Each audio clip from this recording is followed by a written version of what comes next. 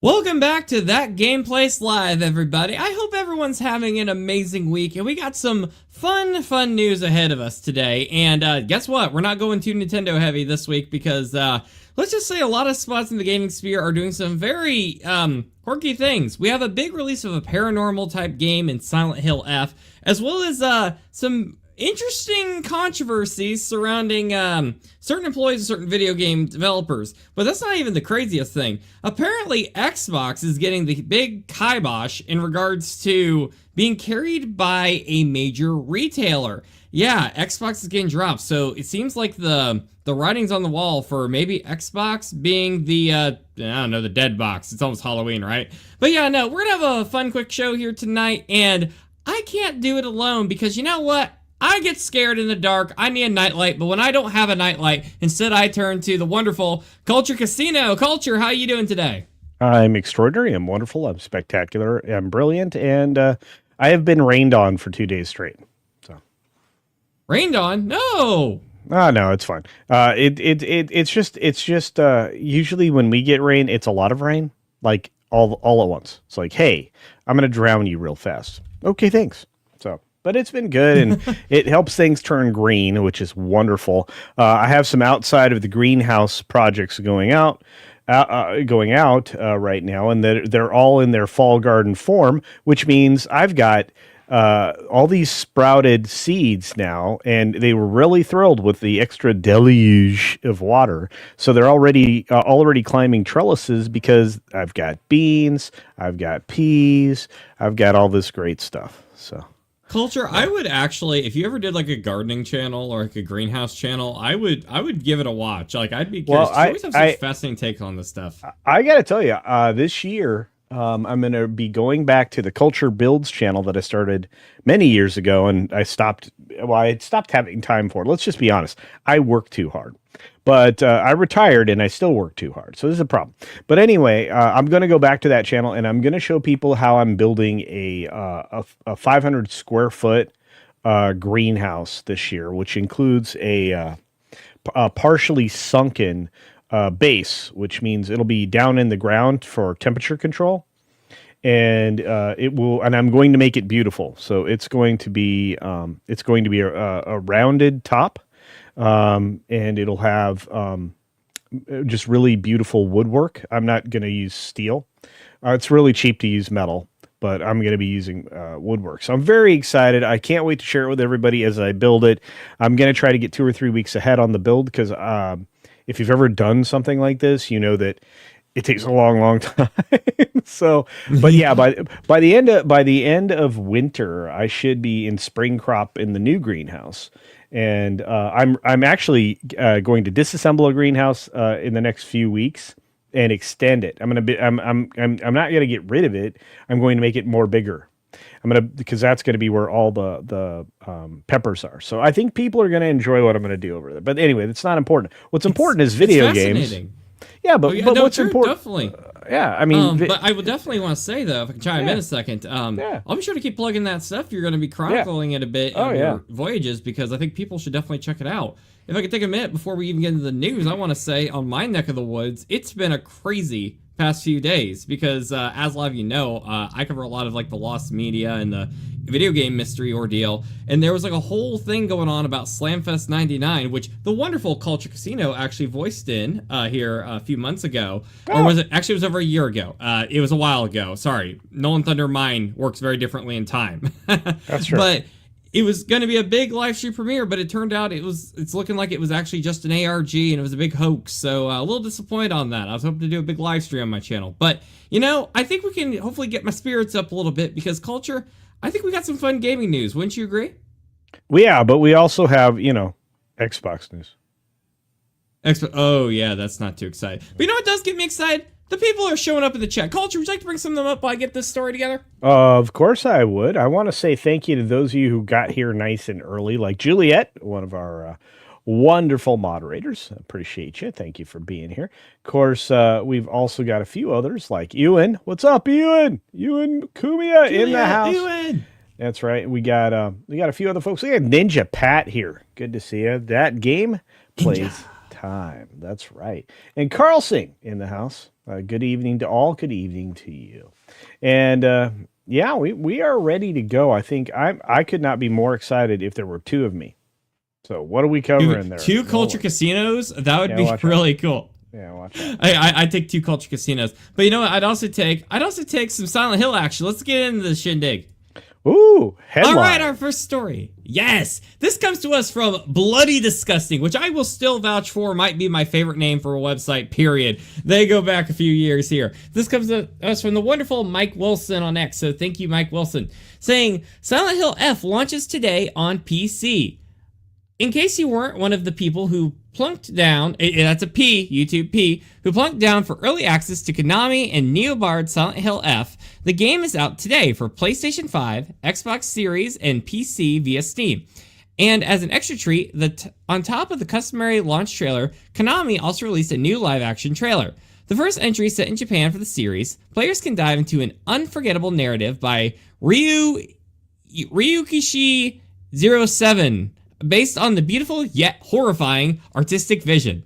Players take on the role of Shimizu Hanako, a high school student struggling under society's pressure of expectations, kind of like the expectations on me to pronounce these foreign words. Wandering through her hometown, culture, how do you say that? Ebisugaka? Is that how you say it? Ebisugaka? It's so small.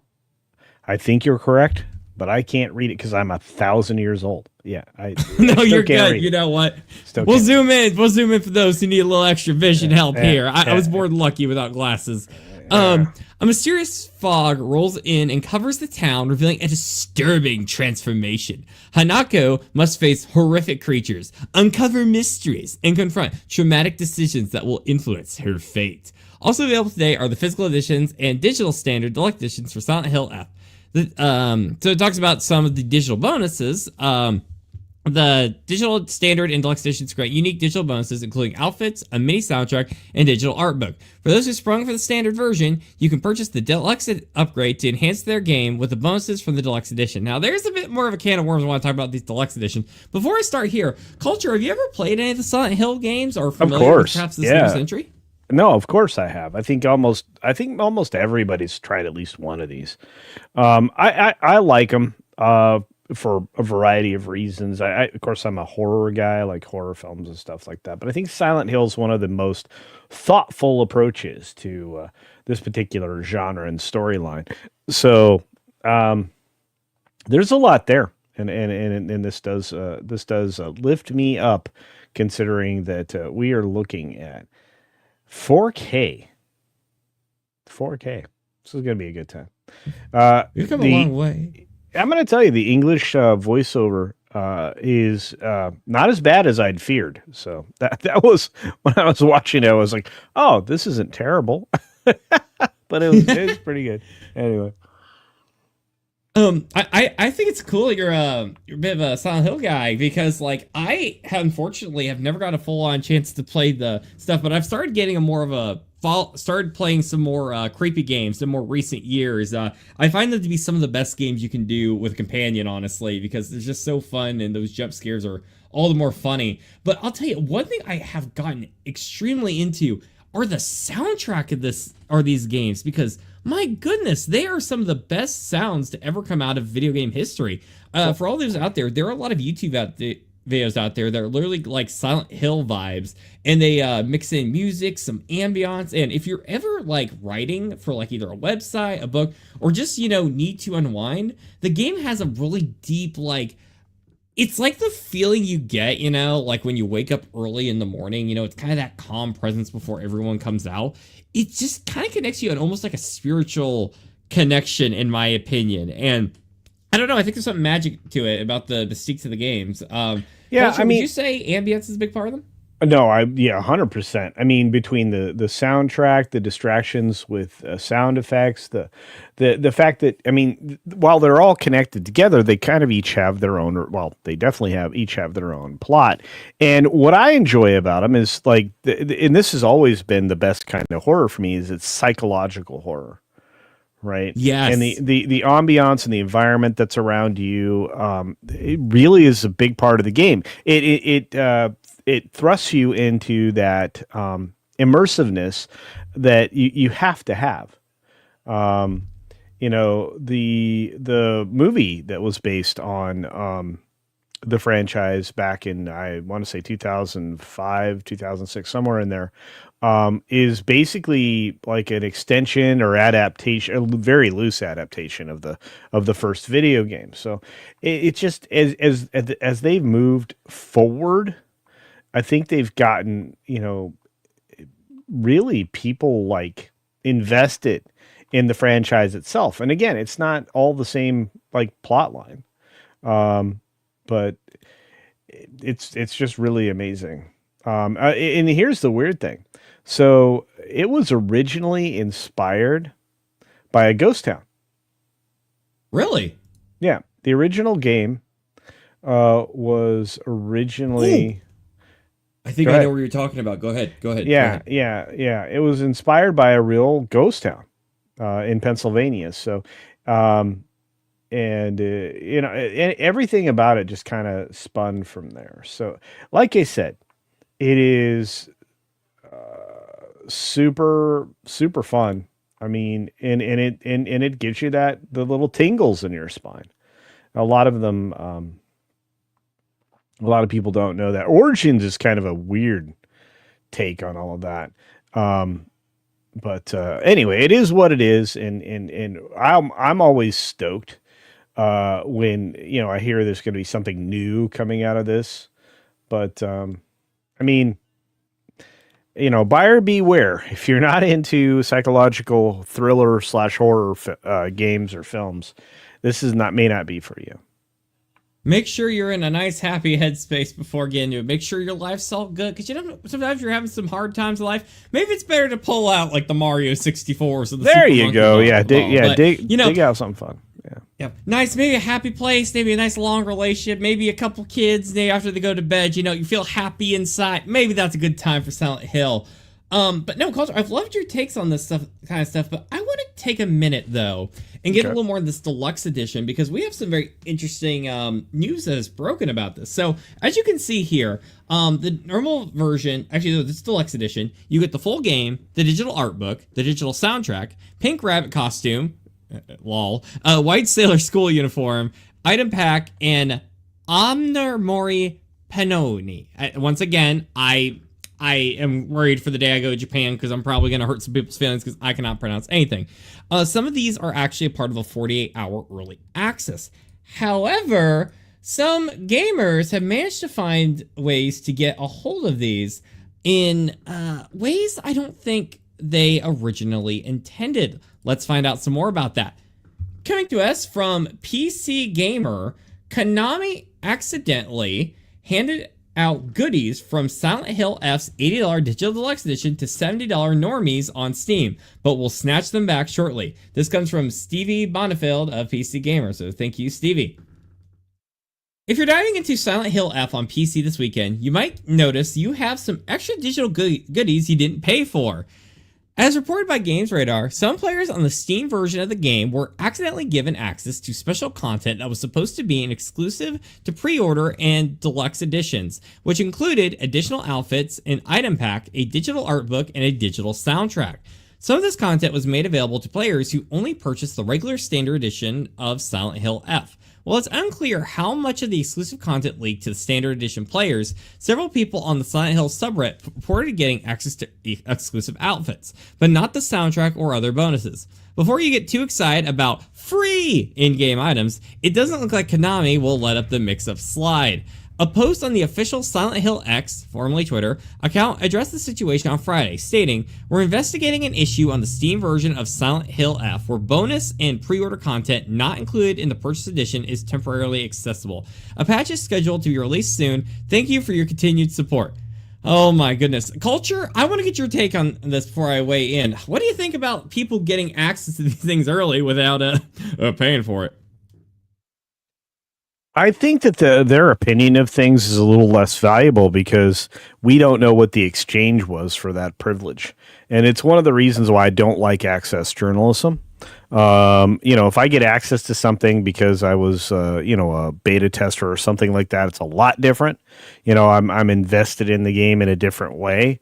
But if I'm given access to that solely because it's going to lead to positive impressions, let's say, I have less faith in whatever I'm being told. Does that make sense?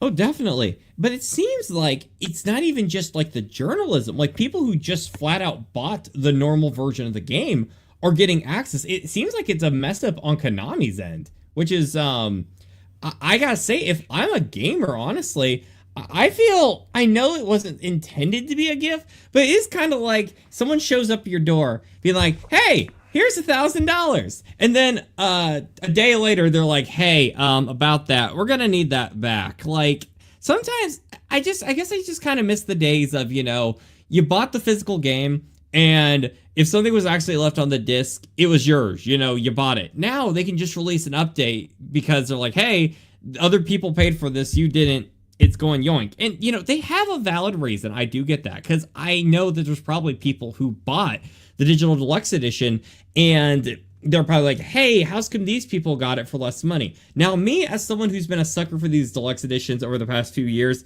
I actually feel great for the people who got it because I feel price gouged every time I buy a game these days. So, for me, I'm like happy that I feel like they got some extra content in there. And I feel like Konami could have done something like maybe release like an extra costume a day early. But then again, there's some legal side of things. Like, hey, people might be like, "Hey, I paid extra and they told me XYZ I'd get." And now they're going to throw a big fit about it. But that's just my personal opinion. I'm not saying I'm right here. What do you think about all this, Culture?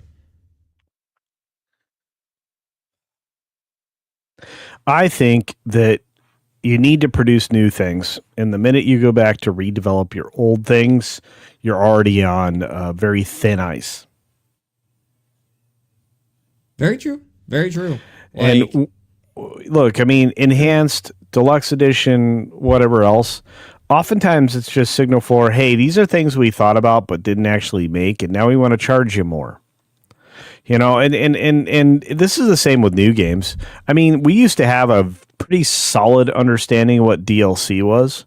They were unnecessary to the game. It would show up later. It wasn't something that was usually already in development. Now, anything like that, deluxe edition, DLC, extra skin, bologna sausage, all that garbage, they were going to make anyway. And now they just want to charge you more money for the privilege of having it, including missions and things. It's one of the reasons why Ubisoft is so disliked. Konami, not quite so much yet, but this is the path of bad. Don't go down the path of bad. They're going to start calling you Square Enix. Don't do it. Hey, I think those are valid criticisms. Yeah. And it's one of those where it's like, I've had a long time where I felt a little bit questionable about, day one DLC type practices. This is kind of like the way they kind of hide those nowadays because they have the deluxe edition, which comes with more perks. I guess I might be old-fashioned some ways. Like, I feel like if you're buying a deluxe edition, you should be getting, I don't know, a statue, a mouse pad, like a soundtrack CD. When it's actually content within the game, at that point, I'm like, hey, I feel like that should just go to everybody. Unless you're doing like a free-to-play game where the whole bread and butter of the game is based off like what the gamers are buying. I'm a firm believer that like, hey, all this stuff should be available from the get-go, and then when you're making new stuff for your game, release that as paid feature stuff maybe a month later or something like that. Something that would theoretically take longer to make. But that's my opinion. I'm not saying I'm right. It's not my art. I didn't make it. But with how much gamers have been kind of having to pay out the wazoo for stuff lately, I'm more than happy to see some options to where hopefully people are getting some more content out of their game. But hey, if they do come around with some DLC, we'll try to do what we can to cover more about it here on That Game Place. All right, Culture. Yeah. We got some people bringing in amazing opinions at a super chat as well. Would you like to get up on screen while I get the next story going? You bet. Now, Morgan King says, hello, everyone. And That Game Place. Well, hello to you, my friend. Thanks for being here. Well, the name on the website will be appropriate for next month. All hail October, the month of Halloween. Indeed. Yeah. Ninja Pat says, Thursday, I gonna be my happy day with Digimon time. Stranger coming out. There you go. There you go.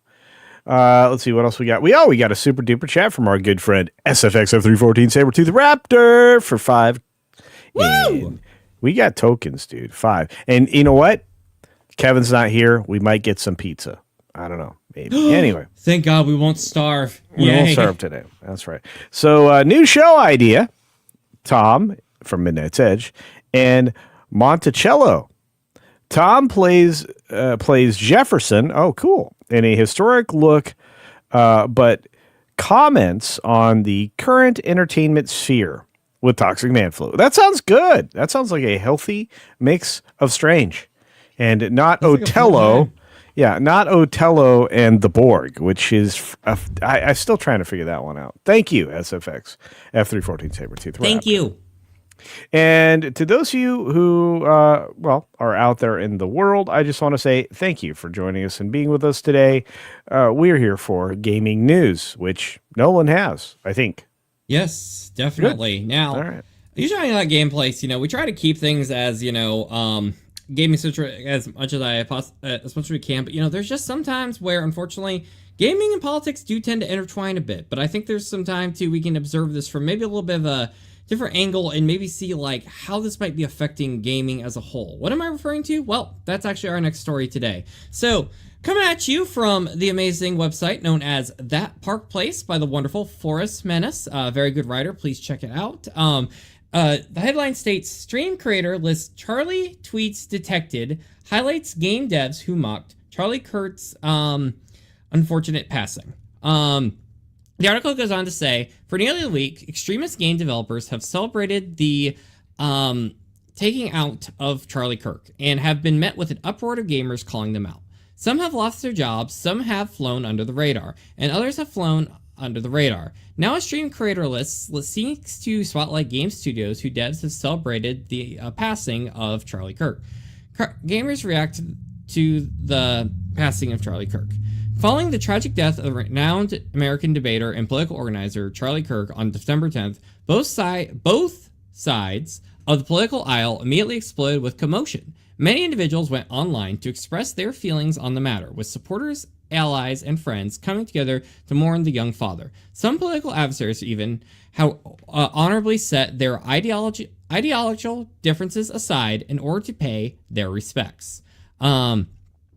Others, however, have cheered and seized the tragedy as an opportunity to spread and defame the deceased. Such derisive celebration was not exclusively expressed by anonymous users online, but also by high-profile game studios and developers, such as Bethesda and Sucker Punch. Here you can see a tweet by Grums that spotlighting a little bit. Here's stuff with a cat here. In response to an unknown individual made his personal mission to compile a list of any games which have created directly by an association, or in association with these developers. On September 13th, the creator list known as Charlie Tweets Detective was launched and can now be viewed on Steam. In the writing, the project has garnered over 28,000 followers. So, Culture, I want to get your take here a little bit on this. So, as we've been seeing a lot in the gaming sphere, a lot of people have been, losing their jobs or coming under some flack for, having some interesting opinions about Kirk. And it's brought a lot of opinion, not necessarily as much into political ideology, but how should these employees be expressing themselves with, in regards to how are they going to weigh this as employees of this big gaming entity, whatever size have you? And it seems a lot of people have not taken the most actual interest to it. Culture, what's your unique take on this? How do you feel about, do you think that there might be some good, maybe middle ground that maybe both sides can go for? Or do you have a unique take you want to throw in the fire here? I think that we are knee deep in something that my friend George the Giant Slayer accurately calls a consequence culture. And I think that when people decide that vile approaches to things are the best way, that, in the most inhuman way, that when they encounter the opportunity to no longer have a job, they have been successful with that encounter. They've chosen to encounter hardship. Corporations, at their heart, are supposed to be designed to make money. They're invested in the capitalist system, and the corporations that aren't usually run into a problem. Let's say, what's the name of that old-fashioned skillet restaurant that decided to rebrand? Weren't they? They were an old country store as well. What were they called? Barrel of the Cracker variety? Yeah, Cracker Barrel. And this is kind of the same kind of a thing. If you enter the ring, weighing as much as a ham sandwich, and you think you're going to beat your opponent, who looks like a 1,200-pound bull, you probably aren't going to do well. And that's the thing. Capitalism is the 1,200-pound bull. Cracker Barrel decided we're going to go super, rainbow to the porch kind of a thing, on top of the fact that we're going to, what's it called? We're going to make it sterile. We're going to create a sterile restaurant environment. We're going to get away from what we do well. We're going to make the food cheaper to make, and, well, we're going to make it bland. It's blandness. It's the adventure of bland. And they're not the only restaurant to do this, because Julie Taco did this over at Taco Bell as well. After she was gone, they brought back the things people wanted, and things went a little better, except that they have a lot of restaurants that look like a future pet clinic more than a restaurant. But that's a whole other conversation. So I look at this type of approach to things, and honestly, it's what I anticipate. When you decide that 20% is the side to stand on, not the 80%, which is the side to stand on, you're going to get, there's a 60% difference there. And you're going to have the vast majority of people that are not on your team. And this is just what's happening. So when you are going to make a company look bad in a capitalist system, they don't want you anymore. If you become a distraction, if you become a weight on their efforts, you're not getting love anymore. I mean, Sweet Baby Inc. found that out. And everybody on the side of evil, in this particular story, when it comes to Charlie Kirk, found that out. It's not hard to understand, and it's going to go forward forever.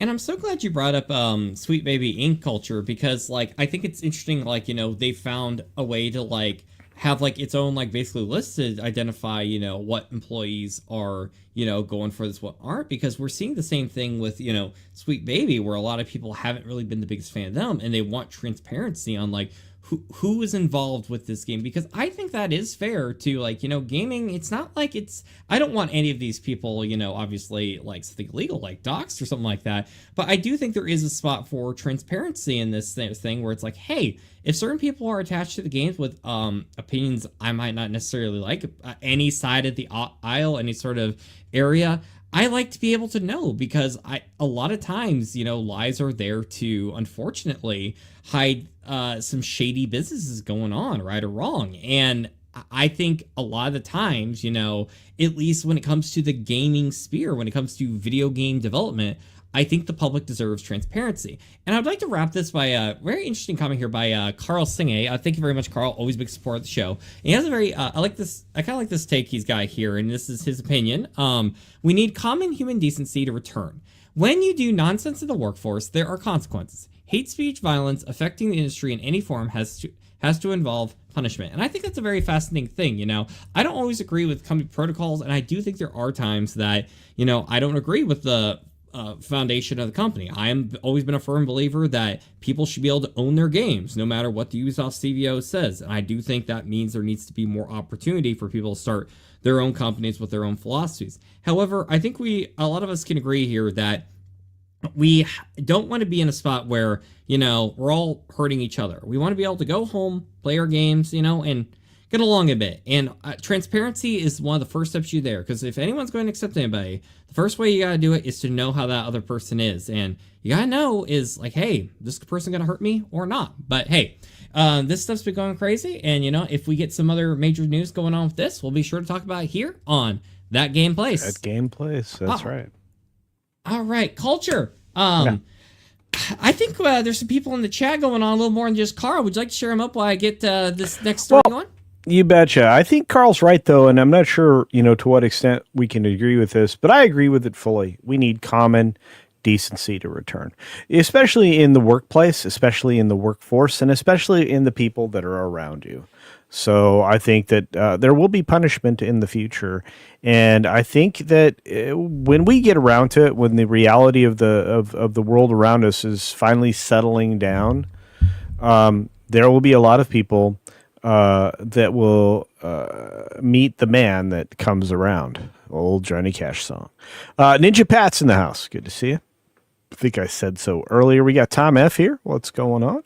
And I think everybody's kind of on our page, my friend. So here's an interesting question. Here's an interesting question because of Sweet Baby Inc. Still wondering if the Wolverine game is doomed. Yeah, that one, the Wolverine trailer. Culture, did you happen to see the Wolverine trailer yet? It's probably the only trailer I haven't seen in the last 5 days, so no. Yeah.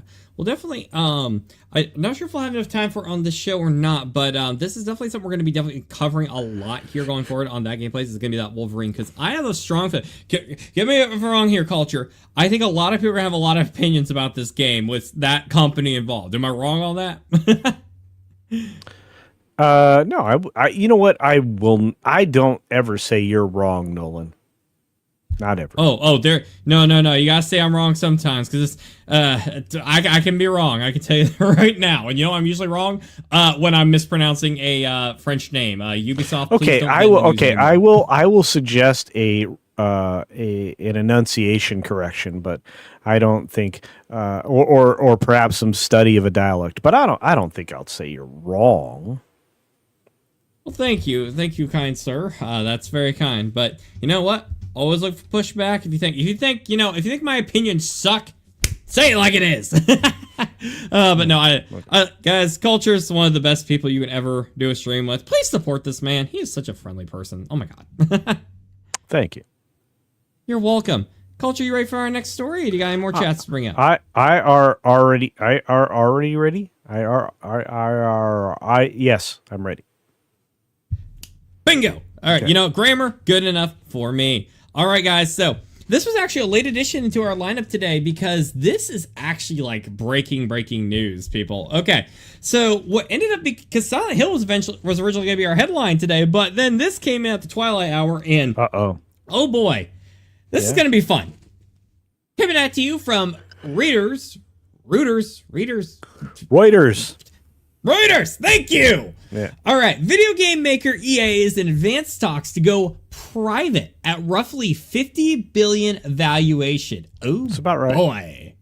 Battlefield, Electronic Arts, the video game publisher behind titles such as SC and Battlefield, is in advanced talks to go private as a valuation of roughly $50 billion, according to sources familiar with the matter. A group of investors, including private equity firm Silver Lake, Saudi Arabia's Public Investment Fund, and Jared Kushner's Affinity Partners, could unveil a deal for the publisher as soon as next week. The sources said on Friday, if it goes through, the deal would mark the largest ever leveraged buyout in history. The take private offer comes at a crucial time for EA, which is banking heavily on its core sports portfolio and action shooter intellectual properties to weather a sluggish video game industry as gamers get picky with spending. EA hopes rests heavily on Battlefield 6, the latest installment in the popular shooter game franchise that has been lauded by fans for its detailed visuals and intense combats, and which many analyst experts will sell millions of copies, as well as on its soccer title FC26. The deal to take EA private would also mark further consolidation within the industry, after titans such as Activision, Blizzard, and Zynga were swooped up by even larger firms, further reducing the number of publicly listed video game companies. EA does make sense as an acquisition target. The cash flows are fairly consistent. EA's annualized titles make for predictable revenue profitability, D.A. Davidson and co-analyst Wyatt Swanson said. Jersey A closed around 50% higher on Friday, and it goes to talk a little bit more about that. But Culture, give me your 2 cents here. EA has gotten the notoriety of being more... They tend to get compared a lot to the Empire from Star Wars for a lot of reasons, agree. I think that's accurate. I mean, EA, it used to be in the game. Now it's in the messaging. And it's one of the biggest problems that they've had for a long time. And they never really evolved. Madden's always been like a roster and a perceived like value in or improvement in their game, whereas really they don't need to release a game for Madden every year, which they've been called out for a long time, because it's usually not much of an improvement. And if anything, it's some kind of a visual thing that really doesn't merit the kind of price that they ask for the game every year, $60, right? So there's that. That's just in the sports side. They took The Sims and turned it into a messaging game. That's all it is. It's messaging. The improvements. You also turned it into a game where you have to buy your way to win. Well, I mean, you can, but it's just it gets more and more frustrated. And look, everybody is sick and tired of this, and the idea that gaming companies are going to create net bookings every year that rival companies that actually make things. Games are virtual goods now, and they used to be physical goods. They used to be an investment, something you could put into a machine and just get an opportunity to play. Now, you'll be lucky if those games even exist 5 years from now. I'm looking at you, Concord. And other similar things. You spent money on this. And while the lucky purchasers of the worst game ever made in modern history, or at least the last 2 years, Concord, you got your money back. We are at a point now where I look at everything, and there are people in the chat that will agree with me, but I look at everything being produced in the gaming space as a scam. Because you are sold a bill of goods. This game's coming out here. Make sure you pre-order. And 2 years after the date they told you it would be out, it might actually be out. You're going to continue to see that kind of practice. And you're going to continue to see games being removed. What was it? The Crew? You're going to get to see that type of practice happen again. And I think you should not be allowed to say you're selling something to an end customer if they don't actually own it and they don't actually have ownership of it to this extent where they can put it in something and play it 10 years from now. And look, EA is one of the worst perpetrators on this conversation, so I'll just leave it there. Well, EA has gotten such a reputation of being so money hungry, like all the different microtransactions. They are literally the poster boy of the industry for that. And, you're talking about, what, if you're going to even own the game in a few years with like Concord, I'm going to take this perspective. Anyone who goes into a store that sells a lot of video games, take your Mega Replays, your, I guess it kind of depends on what area, but every state you go to, at least most of them, you can find some kind of like a retro game store. And while there's, plenty of stuff from Nintendo 64, PlayStation 1, PlayStation 2, Xbox 360, so many titles. If you still start looking at games that came out about over the last 5 years, since about 2020 or so many of these games are dirt cheap. And you want to know why? Because you can barely even play them anymore. Because A, servers have been shut down. B, all the stuff you had to download for it, you can't even get access to anymore. Or 3, it's basically a glorified paperweight. Like, for example, I own a physical copy of Overwatch. I believe it was Heroes Edition, Legends Edition. I can't remember. It was like the first release of the game that came out. I don't know if I go to put that in my PlayStation, I don't know if that game's even going to work anymore, because from what I've heard, Overwatch 2 basically replaced the first game and stuff got integrated into that one. So I basically have just a fancy disc that doesn't even do anything. And I hate to just always sound like I'm rocking on a old person chair at Cracker Barrel here, but the reality is, a lot of these games, they don't do anything anymore. And I think no matter what side of the political aisle you're on, no matter how much you want to spend your game, if you're okay with paying $80 for a Nintendo product or whatever company it is, 5 years from now, I should be able to play and have a grand old time with my friends. At least that's my 2 cents on the matter. So EA, if they go private, I hope they're getting some decision making and some influence from people that are going to make it so you guys are no longer the poster child of everything wrong in the gaming industry. And if they manage to do... Go ahead. No, I was just going to say, well, I agree with you 100%. Because do you know what going private means, Nolan? Oh, please elaborate to our beautiful audience, my friend. Going private means that they are desperate to make a profit. That means that decisions will not be made by a committee. It'll be, and if it is a committee, it's a committee of people who want to make a profit. EA is heading into a very unprofitable cycle, and with all of their titles, I think Battlefield 6 is the next game up in their catalog. I think that comes out in October, just a few weeks from now. They will desperately need that to sell. If they keep making decisions based around identity politics, messaging, and all of that, they won't be profitable. So if you pull it out of the public space, out of the control of tool bags like Larry Fink over at BlackRock. Yeah. Then guess what?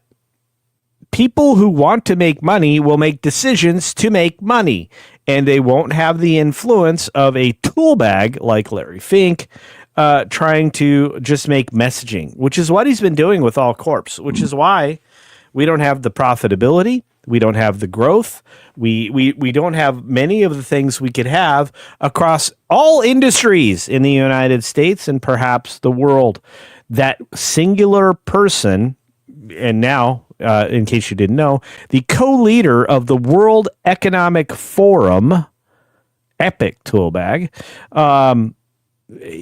you have a chance with EA going private. And every time I see this happening, I'm going, good.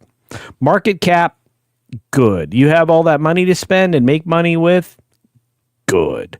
And I think that, I think they realize with every single one of the franchises that EA controls, they'll be able to pay that money back with, good net bookings that basically are handled by smart people. This is the same thing that they're going to be doing with many of these companies. You're going to start to see get acquired from people who are mismanaging them. The sad thing is anything that went to Microsoft is lost to communism. EBA may be saved. We'll see. Well, I'm glad you mentioned Microsoft because we got a little story coming up on them here in just a moment. But thank you for sharing, Culture, and you bet. Yeah, EA, you're not doing yourself any favors. I don't remember the last time I heard anyone say something positive of you since 2013. So good luck, good luck, and if you do something right, we'll be sure to talk about it here on That Game Plays. Culture, thank you for input on all that. I think the chat has a lot of input here. Would you like to bring it up a bit while I get our last story? Yeah, let me grab this one from our friend Tom. He's a moderator and a all-around good doobie. Not to mention the fact one of the key guys that keep the my particular Discord running. And by the way, on my Discord, we don't make suggestions about removing people from the planet. But I'm just going to leave it there. We got Ninja Pat out there saying October 10th. That's what I thought. Yep, Battlefield 6 coming out here in just a few weeks. We got Contra Mortem saying that digital is fine when you have the files on a separate device away from the internet. You know what? To a certain extent, I can agree with you. I just don't like it. Tom says, I got BF6. It didn't seem like it had messaging. That's good. I love to hear that. I guess, everybody's saying it looks good. The full release is going to be out here in just a few days. You guys will have to update me because I will not play Battlefield again. I do not enjoy it. I don't know why. And then finally, we got a super duper chat from our friend SFX F314 Sabretooth Raptor for $2 more in quarters. We're almost to pizza. Waiting for the Mousegarine game. Mousegarine game. Look, I'm going to tell you right now. I'm trying to figure out how you marry the Wolverine and Mickey Mouse. I'm going to figure it out. It's going to happen. But right now, and this is a lot. You finished your point because I thought you were just going to say marry Wolverine. I'm like, what? No. You're marrying Logan? No. That's going to be that Bobby, right? Bobby's going to marry Logan. I don't know. They tried to create the weirdest love triangle in the world. A throuple. Anyway, it's very odd. But regardless, dude, the comics are gross now. I don't even like comics anymore. But anyway, waiting for the Mousegarine game. I'm just going to say this. This is more likely to happen than Borg Othello. Okay? All right. Thank you very much for that, SFX. Amazing. All right. So we got one more story here. We're going to have a little bit of a shorter show tonight because Nolan's Thunder here has some big early morning travels tomorrow. But, I wanted to make sure we left off on something really big this week. And, you can always rely on Xbox to give us the big headlines. Just all the wrong ways. Xbox. Yeah, because Kevin Apollo's not here. He's really big. Oh, the man's giant. He crushed me. But you know what is crushing me? This is crushing my heart. Game over! This retail giant pulls Xbox from its stores. This is coming to us from Laissez Ventures de Quiz. Once again, foreign name. Continuing onward, this comes from us. It's too small. I can't read it, so I can't fix it. The Adventures Ledescu. The Adventures Ledescu. Yeah, I don't know. The what? Le Decal? Le Decal? I'm not even familiar with this site, honestly, but I gotta say, I love the art. The artwork is awesome. And you know what? If anyone's with the site, please let me know. Anyways, there is not a credited writer on this one, but this is a very major story that seems to be hitting the industry by storm because a major American retailer has slammed the doors on Microsoft pulling Xbox consoles from its shelves for good. A businessman's decision that may well mark the end of an already troubled generation for the Redmond-based brand. And yes, Donovan, I know I cannot read French. It's okay. It's okay. French sounds stupid. Let's just be honest. People will really hit the fact that I actually took a little bit of French in school, and I was just as bad. You clearly didn't pay attention. I tried, man. I did try. I learned more of German. I was more about the sehr gut. I was doing German. Retail giant Costco has just dealt a serious blow to Microsoft by announcing the complete withdrawal of Xbox consoles from its stores.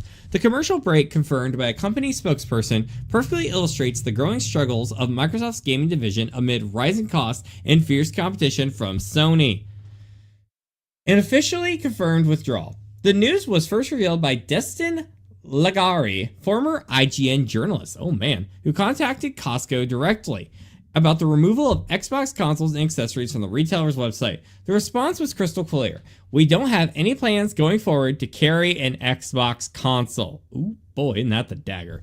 The spokesman called it strictly a business decision, without giving further details on the reasoning behind it.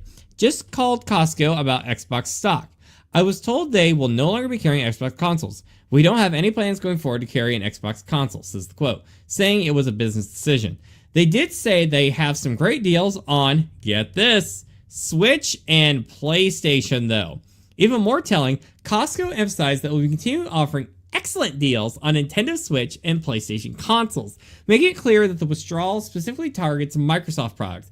The selectivity highlights that the move is aimed at Xbox and not the console market as a whole. Now, it doesn't specify in this article if this includes Nintendo Switch 2 products, which would impact Nintendo in some way, but everything from what I'm seeing here seems to be implementing that this could just be an Xbox thing. Culture, what do you think of this? Do you think there could be a reasoning behind Costco's decision besides just business reasons? And if so, what are those business reasons? I feel like what they're trying to do is limit bulk discounts. Costco is a bulk discounter. I've seen this kind of practice before. And especially when they're going to be releasing limited number of things and they want to artificially create the impression that it's exclusive, it has value, things like that. That otherwise I don't get it. But right now the only thing they have coming out that I know of is the ROG like tablet style thing, like trying to put their own like Steam Deck or something out there, right? The really expensive one too. Like that thing's like $1,000, right? Yeah. Yeah. And by the way, the name of the website is The Dukes. It's a combination of both French and Spanish. So that's how you pronounce it? The Duke. The Dukes. The Dukes. Which is fitting because the first Xbox controller was called the Duke. Yeah, I feel like circle. I feel like it's like the Deuce, because I'm telling you right now, the Xbox is Le Deuce when it comes to like gaming.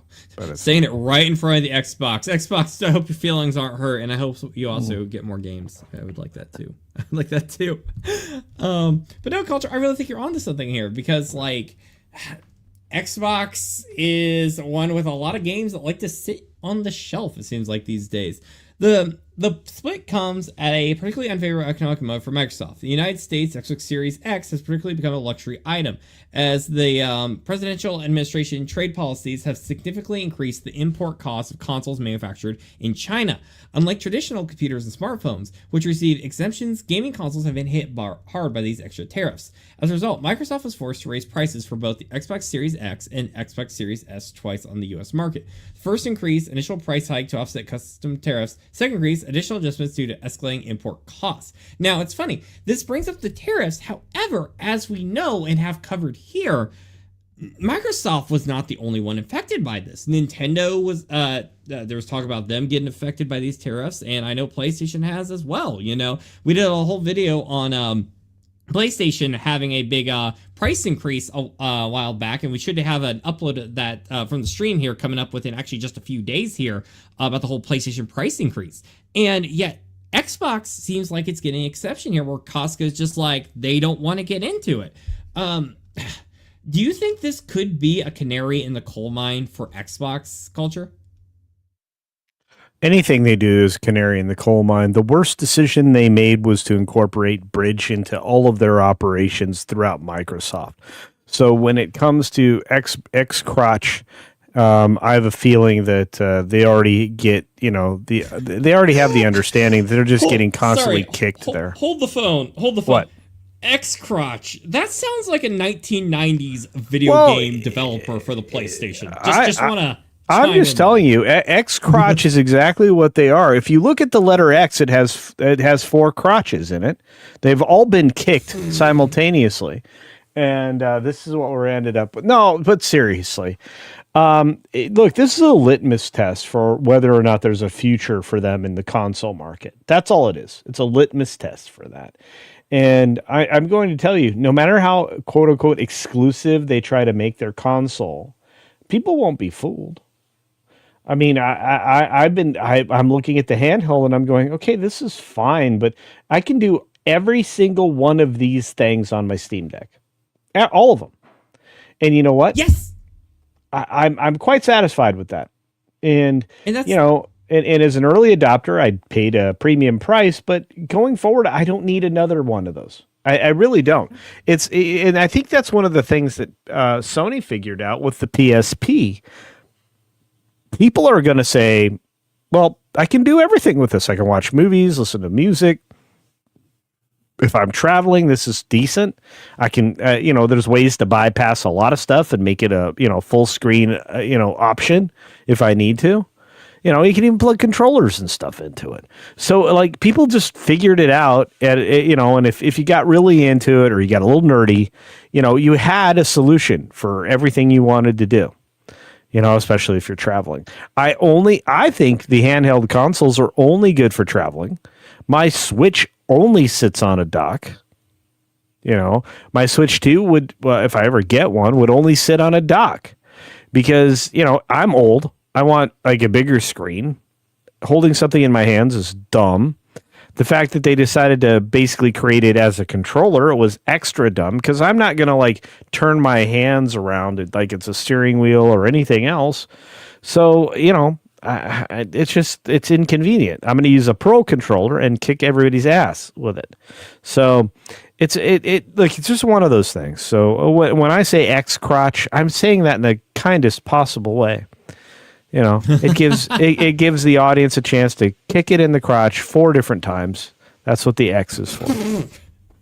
If you're referring to the amount that's also the amount of consoles they've had too. I feel like I've only been nailed the last 2 times. The first time I felt like we were on the hug thing, and then they just betrayed me in areas I did not like. But I'm glad you brought up, like the whole thing going on with the competition with the Steam Deck, because, like, paradoxically, as the article goes on to say, Microsoft is offsetting its hardware weakness with an ambitious ecosystem strategy. The Xbox Game Pass continues to attract massive audiences, while the gaming division now generates more revenue than Windows itself. The everything is an Xbox approach is paying off, with Microsoft exclusives making their way to PlayStation, PC, maximizing reach.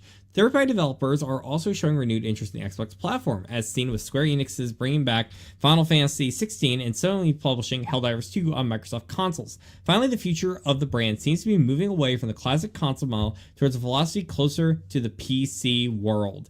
And I think that's probably because I don't think the Xbox brand is going to flat out die, but it's showing, like, I don't think, this Culture was talking a bit before of, like, how the controller setup type stuff is.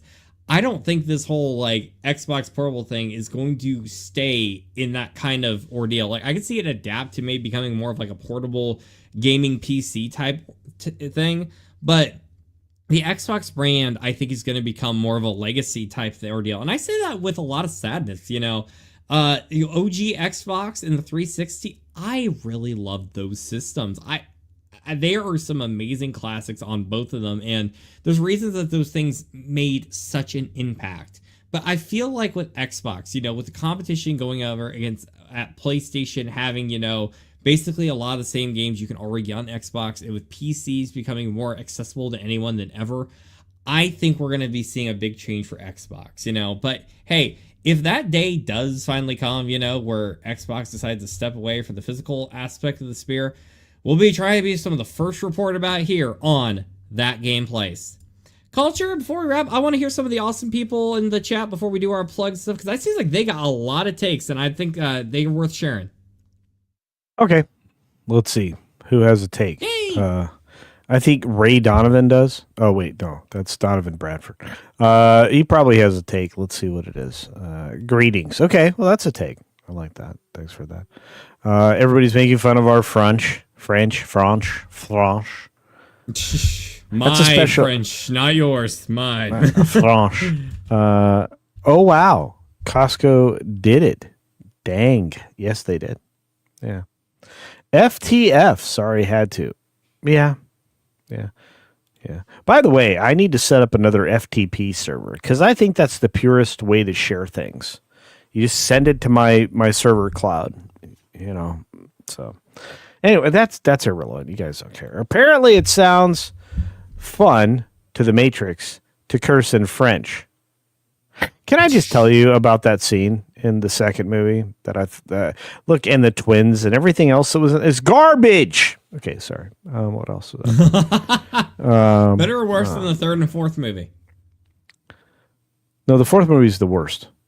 The fourth movie is the fourth movie is like somebody decided to start a tire fire, and then they brought in garbage trucks to dump garbage on the tire fire, and then you had flaming garbage tire fire.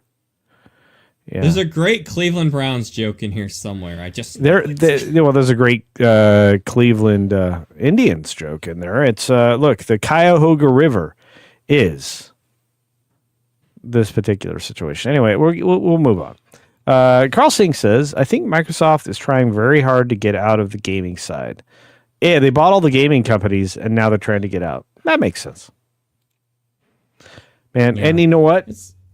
At this point, as much as I loved WoW from the very beginning of it, because I was one of the first people to play on the first 6 to 8 servers that were out there. In fact, I still have a character, I think, on Azrael Narab. I'll just say it this way. Let it burn. It's done. It's over. It really is. And that game became a pay-to-play game, and that was it. Just like everything else. Well, I don't want just to burn. The Culture Casino channel. Culture. Tell people what you have coming up. I'm going to make a video that members will be able to get tomorrow evening, and everybody else gets on Monday morning. I'm going to talk a little bit about the theaters and how some films are being portrayed as winners, despite the fact that they're so far a loser.